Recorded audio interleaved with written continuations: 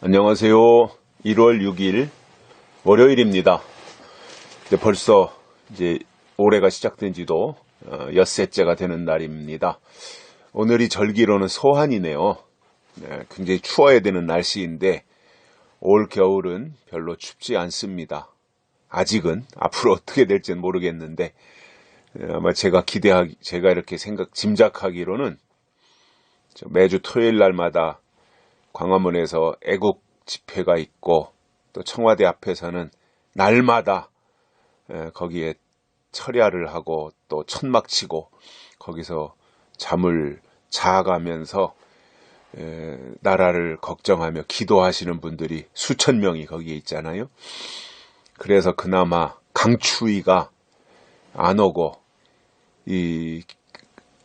그 기도하시는 분들 때문에 한파 전선이 그 한랭 전선이 밀려간 것이 아닌가 할 정도로 그래도 이렇게 강추위가 오지 않아서 다행이고, 또 주말마다 토요일이면 광화문 집회 수십만 명이 모이고, 또 주일날이면 또 그 광화문 같은 장소에서 또 수만 명이 모여서 주일 예배를 광야교회라는 이름으로 드리고 있잖아요. 저도 유튜브를 통해서 이렇게 한 번씩 보는데 대단한 역사가 일어나고 있죠.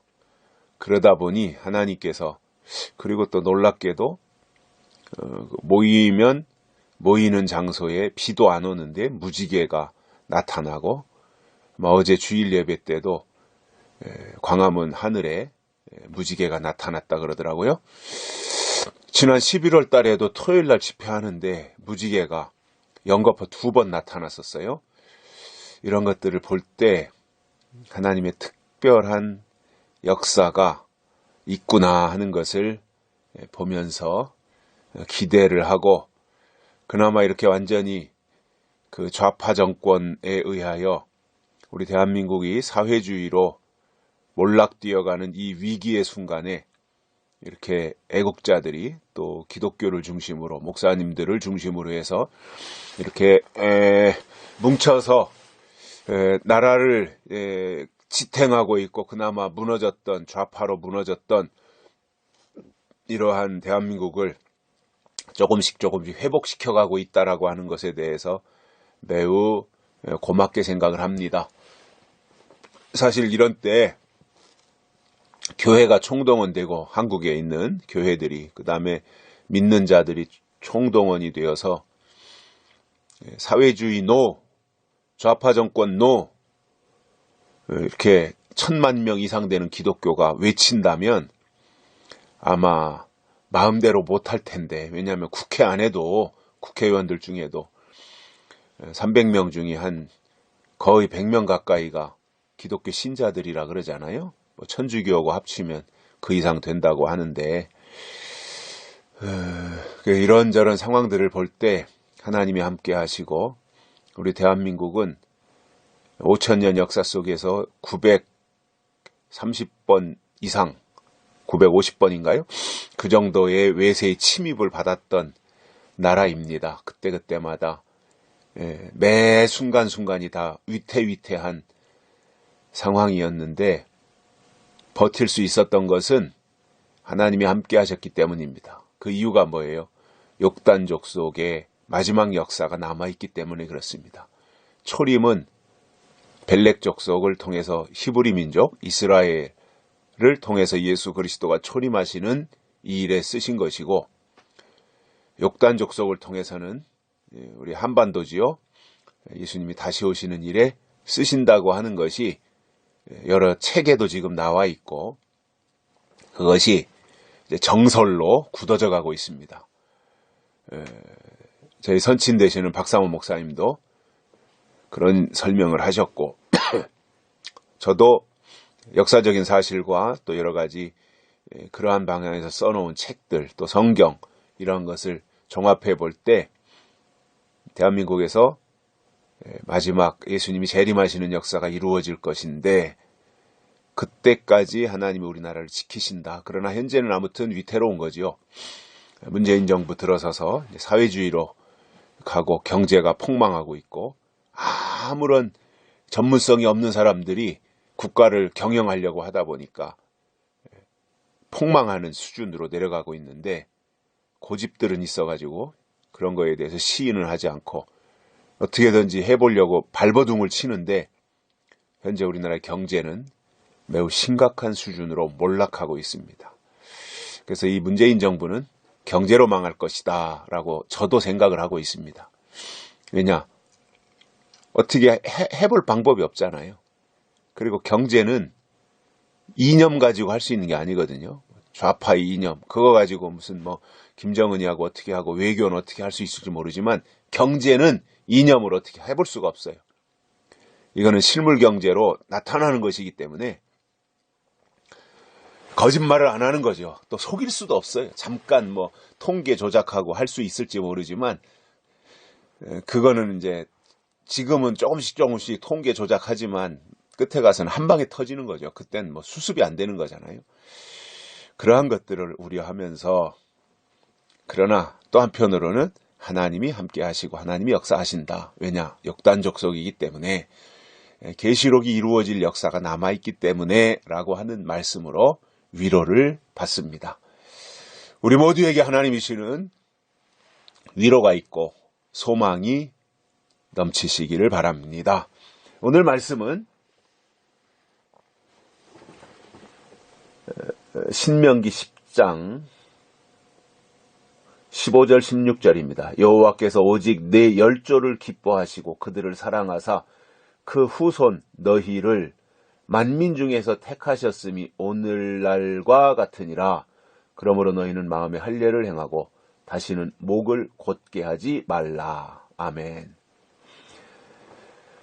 하나님께서 이스라엘 히브리 민족이죠.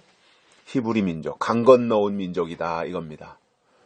아브라함은 강 건너온 사람이었고요. 거기에서 이제 나온 민족이 히브리 민족이 되는 거지요. 그래서 히브리 민족이라고 하는 것은 강 건너온 민족이다 이겁니다. 그래서 이 강 건너온 히브리 민족들을 하나님이 기뻐하셨고 그들을 사랑하셨으며 그리고 그 후손들, 히브리 민족의 후손들을 하나님이 만민 가운데서 택하셨다 이겁니다. 그래서 이 택하시는 게 중요하잖아요. 하나님의 선택. 히브리 민족을 하나님이 선택하셨어요. 그리고 그 히브리 민족을 통해서 예수 그리스도가 이 땅에 초림하시는 그 큰 일을 이루시는 거예요. 거기까지인 거죠. 그리고 이제 그 다음 역사로 은혜 시대로 넘어오면서 그래서 이제 교회 시대가 된 거죠. 그래서 히브리 민족을 통해서 역사하신 것이 구약이라면 다음으로는 교회를 통해서 역사하는 것이 신약, 그리고 다른 말로 하면 은혜 시대가 되는 겁니다. 그래서 은혜 시대의 역사는 교회의 역사예요. 교회의 역사를 추적해 올라가 보니까 그것은 성령의 역사.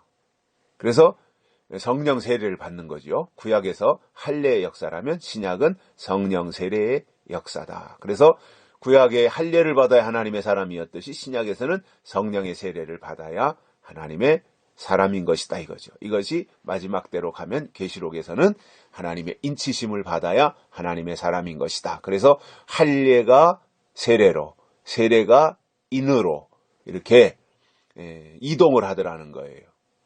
무엇가 이동해요? 하나님의 선택하시는 방법이 이동하더라는 겁니다.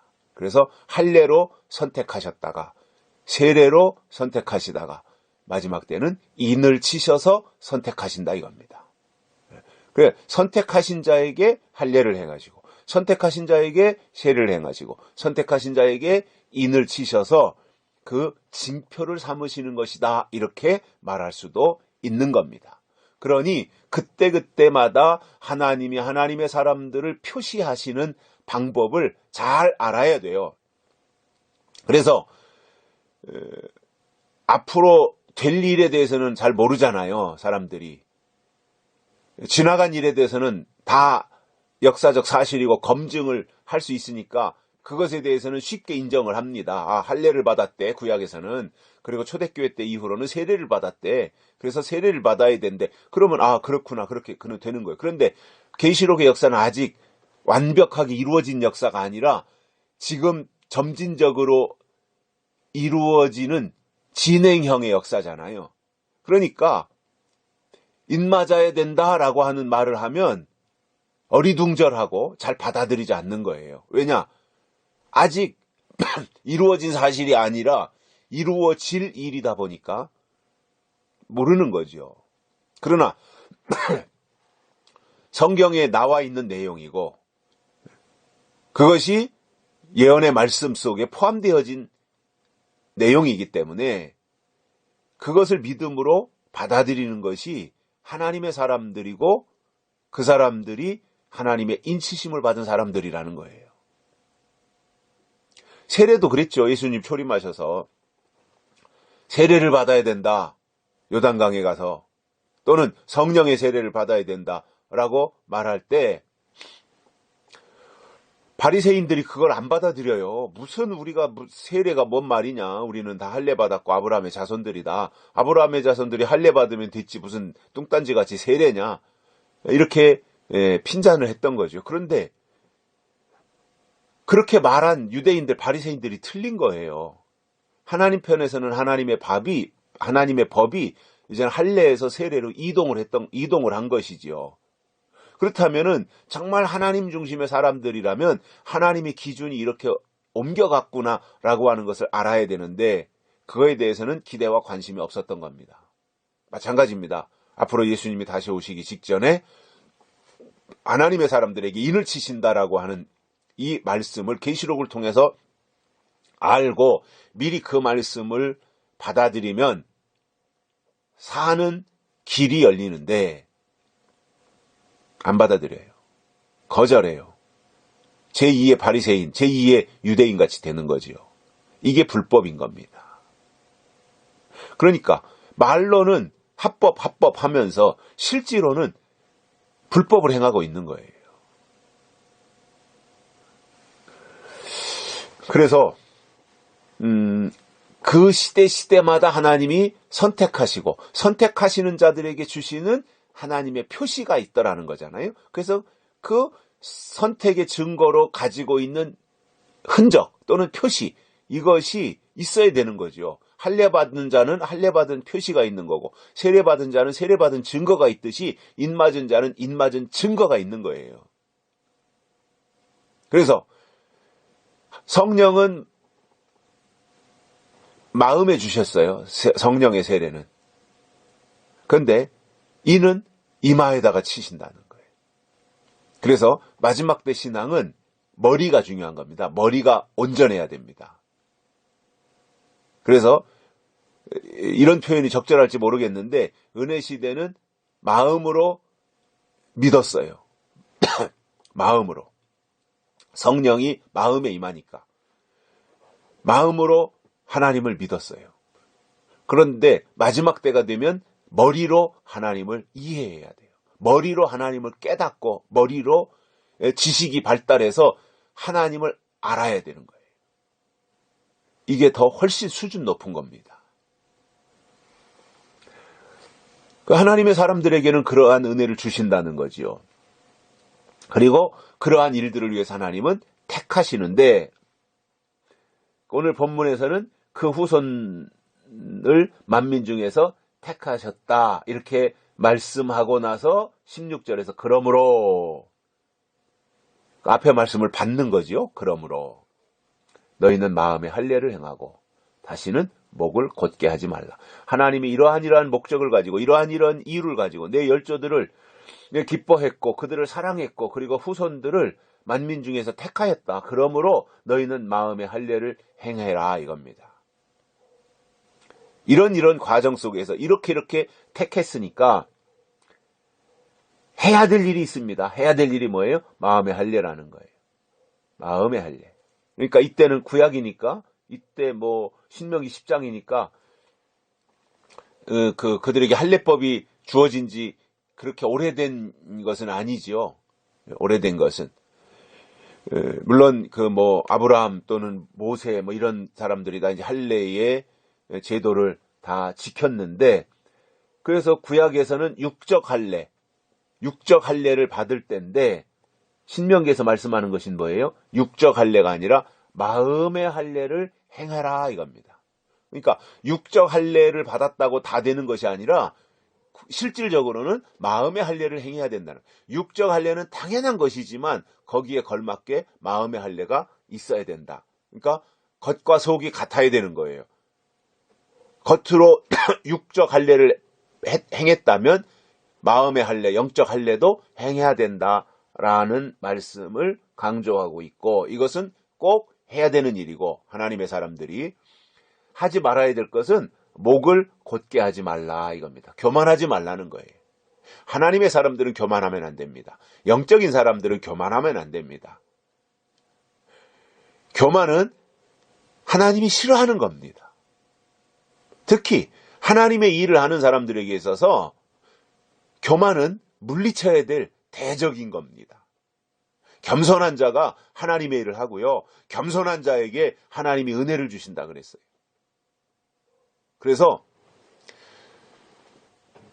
과거에도 그렇지만 현재에도 하나님의 일을 하는 사람들은 반드시 겸손해야 돼요. 그래서 그 겸손은 이제부터 나 겸손하겠습니다. 이렇게 해서 겸손해지는 게 아니에요. 겸손의 방법이 두 가지가 있어요. 첫째로는 예수님께서 말씀하셨어요. 나는 마음이 온유하고 겸손하니 누구든지 나의 멍에를 메고 내게 와서 배우라. 무슨 말이냐면, 겸손은 태어날 때부터 타고난 성품이 아니라 예수 그리스도 앞으로 나와서 예수님께로부터 배워서 습득한 성품이 겸손이라는 거예요. 진짜 예수님을 만났고 정말로 예수님 앞에 나와 배웠다면 겸손하게 돼 있어요. 그런데도 자기를 과시하려고 그러고 자기를 나타내려고 그러고 이렇게 교만한 사람들은 왜 그러냐? 그 속에 하나님이 안 계셔서 그래요. 그래서 이 겸손은 첫 번째로 하나님께로, 예수 그리스도에게로 나아가서 예수님이 온유하고 겸손하셨으니 그 온유와 겸손을 배워서 터득하는 것이다 이겁니다. 이것이 겸손을 간직하는 방법이고, 또 한 가지는 고난을 통해서 겸손을 배우는 거예요. 고난 속에서 극심한 고난을 받으면서 자기 육성이 다 박살나서 깨지고 자아가 다 부서지고, 그러면 내세울 게 뭐가 있어요? 자존심이 다 완전히 다 짓밟혀 버렸는데 거기에서 무슨 자기를 자랑하고 자기를 내세우고 할 게 뭐가 있어요? 그것도 박살나기 전에 과시도 하고 자랑도 하는 거지, 박살난 주제에 무슨 자랑할 게 뭐가 있어요? 그러니까 겸손해지는 거예요. 그래서 하나님이 낮추시는 방법은 때로는 고난을 통해서 낮추시는 거예요. 하나님 이스라엘 백성들을 이끌고 광야로 나가시잖아요. 그 광야 40년 동안 광야길을 가는데, 그 광야길은 하나님이 그들을 얼마나 철저하게 인도하셨는지 옷이 해지지 않고 발이 부르지 아니했다 그랬어요. 그렇게 하나님이 지켜주셨어요. 그러면서 또 한 가지는 하나님이 철저하게 그들을 광야에서 낮추셨던 거예요. 겸손해지라고. 그래서 훈련시키신 거죠, 광야에서. 근데 그들이 제대로 훈련을 안 받아요. 껐듯하면 원망하고 불평하고. 왜 그러냐면 교만한 거예요, 그게.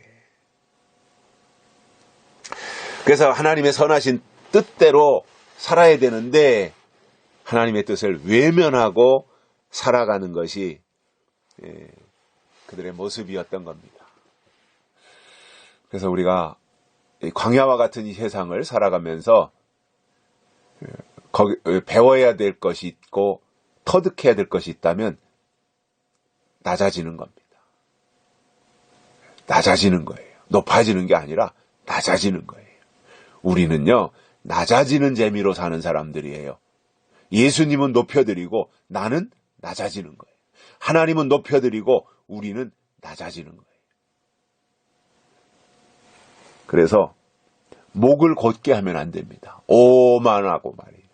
잘난 체하고 말이죠. 교만으로 꽉 차가지고 망령되이 일컬으며 살아가는 무례히 행하는 사람들이 있어요. 무례하게 행하는 사람들. 자기가 대단한 줄 알고, 자기가 무슨 하나님의 대리자는 되는 줄 알고, 자기가 무슨 인치는 자는 되는 줄 알고 건방져 터져가지고 오만하게 사는 사람들 얼마나 많아요. 나한테 와라, 그래야 입 맞는다. 나를 따르라. 그런 사람들이 있어요. 나를 따르라, 팔로우 미 하면서 자기 주제도 모르고 말이죠. 이게 다 교만에서 나오는 거예요.